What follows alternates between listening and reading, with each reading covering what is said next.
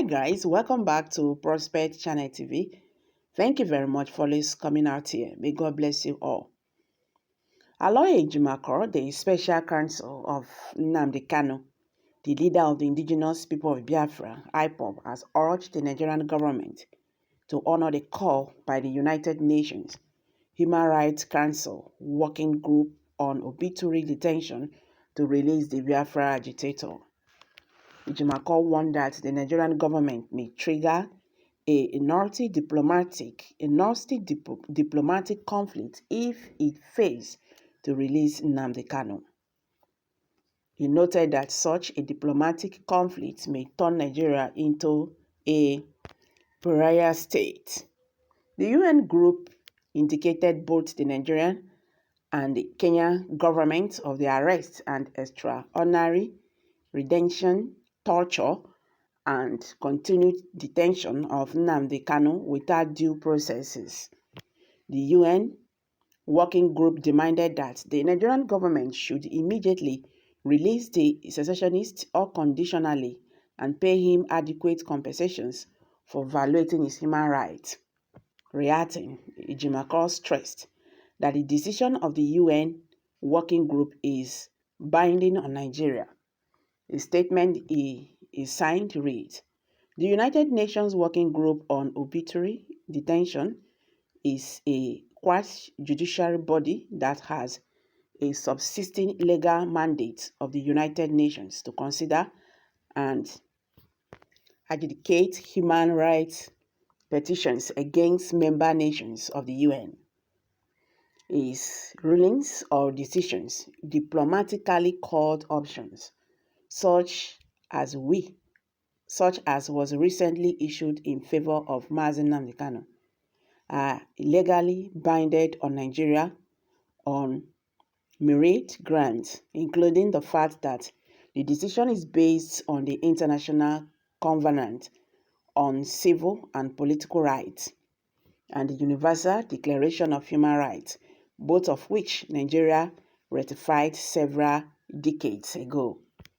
Ratification is a means by which a nation makes itself subject to international laws and treaties, and by the provisions of Section 12 of the Nigerian Constitution, the decision by the Supreme Court of Nigeria, ratification makes Nigeria subject to whatever it ratified.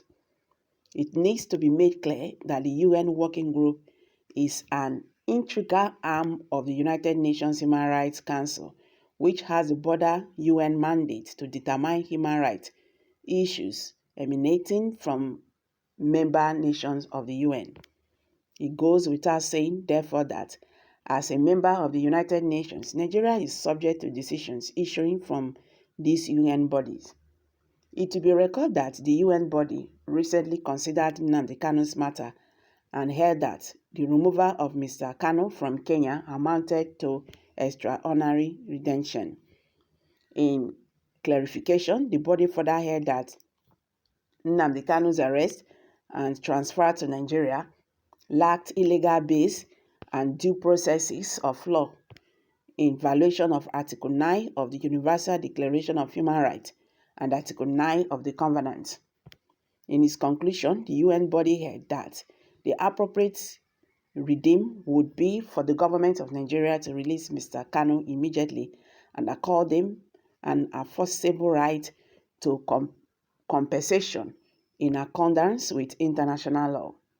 Without more, Nigerians duty-bound to implement his decision in its letters and spirit. It is expected to do so promptly and to do within 6 months, file a formal report of its implementation with the United Nations. Arguably, failing to implement this decision will mean that Nigeria is thumbing its nose at the United Nations and unrightly triggering a nothing diplomatic conflict that could make it a pariah state. The Nigerian government failure to release Nnamdi Kanu as UN directed Nigerian government will cause more and more harmful to Nigeria government, and shows there is Taliban and terrorists and bandits in Nigeria. Red alert to the world leaders. Failure to release Nnamdi Kanu is a sign of terrorist government. That is it. The great Chukwukeke one of Biafra land must be released, whether the zone government like it or not. Oga, listen very carefully. Nigerians should pray that the great Mazi Nnamdi Kanu will agree to leave DSS detention, because as I dey see am, he will not agree to leave until referendum is signed for him. Nigerian government has registered to Kanu case as Obasanjo said. This man, Mazi Nnamdi Kanu, can tear Nigeria into pieces for denying him his right of determination and freedom. Long live my savior, great Mazi Nnamdi Kanu. Okay, guys, these are reactions by Nigerians. UN request to release Nnamdi Kanu and pay him compensation is unenforceable. The zone government is wasting my time, not only Nnamdi Kanu, plus all the IPOB members and Biafran youth they held in their dungeons across the zone country.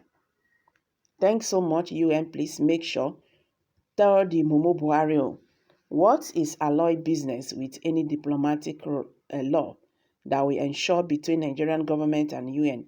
If the Nigerian government refuses to release the Biafran terrorist in chief, Alloy should concentrate on his Biafran thing and worry not about Nigeria. Nnamdi Kanu will never be released. Okay, guys, that is his opinion. I am dropping it here, guys. Kindly share your thoughts below the comment section. Thank you very much.